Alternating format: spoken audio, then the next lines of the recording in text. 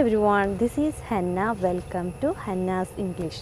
നിനക്കറിയുമോ അല്ലെങ്കിൽ നിങ്ങൾക്കറിയുമോ എന്നെങ്ങനെ ഇംഗ്ലീഷിൽ ചോദിക്കുക? Do you no.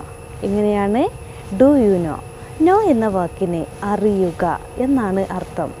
Do you no എന്ന് ഒരുമിച്ച് പറയുമ്പോൾ നിനക്കറിയുമോ അല്ലെങ്കിൽ നിങ്ങൾക്കറിയുമോ എന്നുമാണ് അർത്ഥം.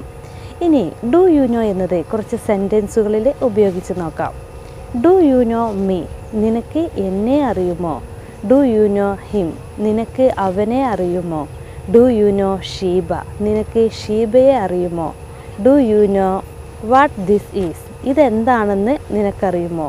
Do you know who did it, ഇതാരാണ് ചെയ്തതെന്ന് നിനക്കറിയുമോ? Do you know how old I am, എനിക്ക് എത്ര വയസ്സുണ്ടെന്ന് നിനക്കറിയുമോ? Do you know where he is, അവൻ എവിടെയാണെന്ന് നിനക്കറിയുമോ?